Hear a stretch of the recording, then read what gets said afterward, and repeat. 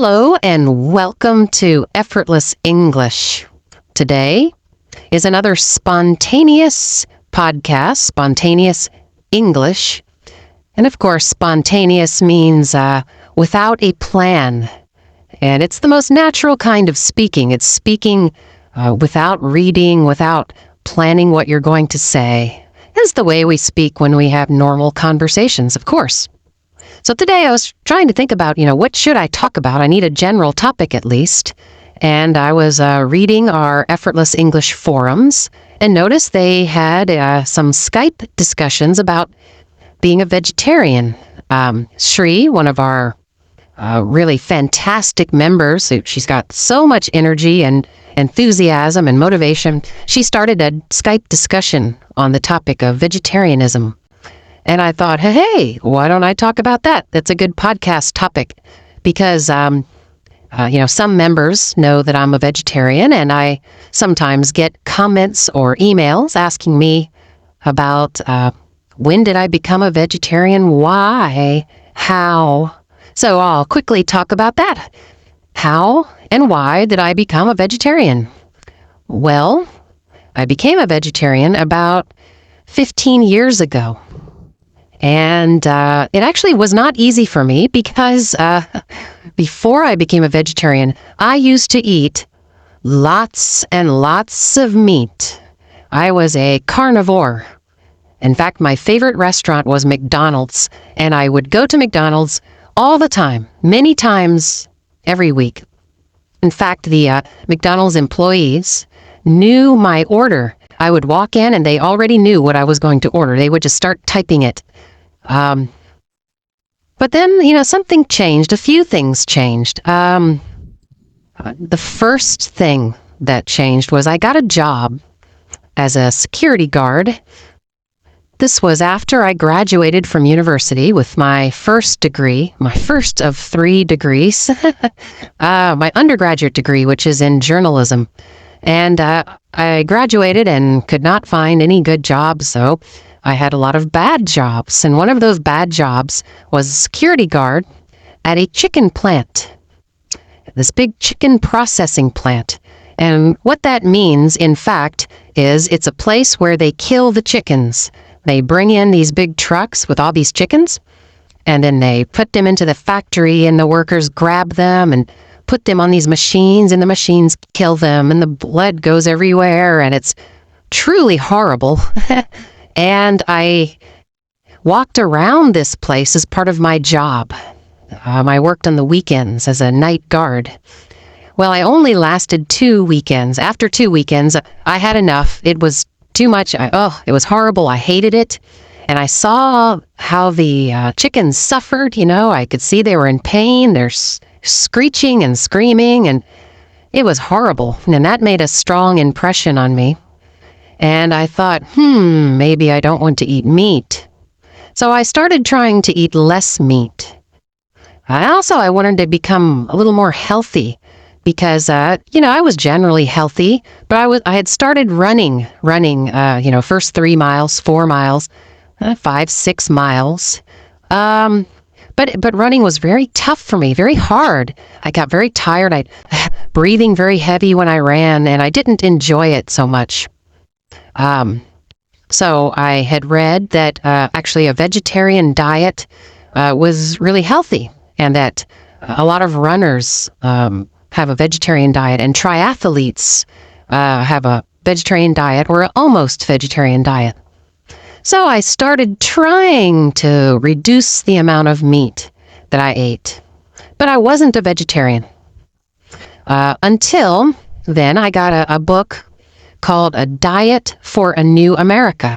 A friend recommended it to me, a friend who was a vegetarian, in fact.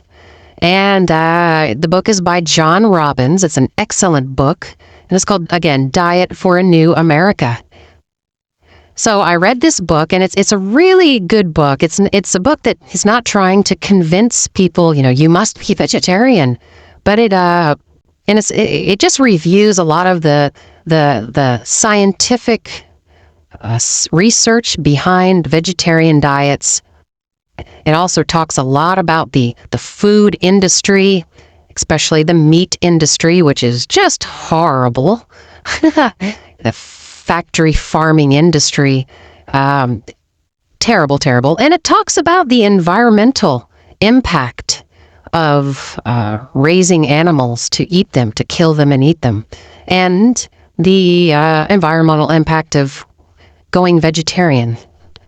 So I read this book, and it was a very powerful book. I was convinced. I thought, it all makes sense, and I have already seen, how the animals suffer, and I knew that cows suffer just as much or more, and pigs, really horrible. And I don't want to, contribute to suffering for any being, any sentient being, any being with a mind and emotions and feelings. I don't want them to suffer because of me, because I want to eat something that I like. So, for all these reasons, I started changing and really getting serious that I wanted to become vegetarian. And then the final straw, the final convincer for me was I read Mahatma Gandhi's autobiography. And he talks a lot about his experiences with being a vegetarian. Of course, Mahatma Gandhi is just one of the great human beings of the modern era, maybe of ever. A very deeply spiritual and ethical person, and that also affected me. And so, finally, I became a vegetarian. But after 1 month, I quit because it was too difficult, because I really loved meat, and I had this strong habit of eating meat, and it was hard to change, so I started eating meat again. But then I started thinking that this is a principle that's important to me. I don't want animals to suffer. I want to be healthier. And so then I became vegetarian again. And then I quit again. And I did this back and forth for almost a year, until finally I completely became a vegetarian. And that was about 15 years ago. And I've been a vegetarian ever since. Something very interesting happened when I became a vegetarian related to my running. I noticed during that year when I was going back and forth, I noticed that when I was eating vegetarian, I felt great when I was running. And when I would race in these races, like a 5K race, for example, I got faster times. But when I was eating meat, I felt more tired. It was more difficult to run, and my times in the races were slower. So for me, this was a bit of empirical, kind of quantitative, scientific evidence that, hey, the vegetarian diet is healthier. I'm in better shape, and I can run faster and longer, and I feel better when I'm vegetarian. And that was probably one of the things that was the kind of big thing that convinced me that, this is the way to go. This is what I need to do. And as I said, that was 15 years ago, and I still have a lot of energy, and I still feel good, and I'm so very happy to be a vegetarian. No meat for 15 years, and I feel great. So anyway, that's my story of becoming a vegetarian. If you're interested in being a vegetarian, I don't try to convince people. I don't try to tell people you should be vegetarian. But if someone is interested, if they ask me, and then I do recommend John Robbins' book, Diet for a New America. It's a really great introduction to being a vegetarian. Okay then, so that's my story of being a vegetarian. See you next time. Bye-bye.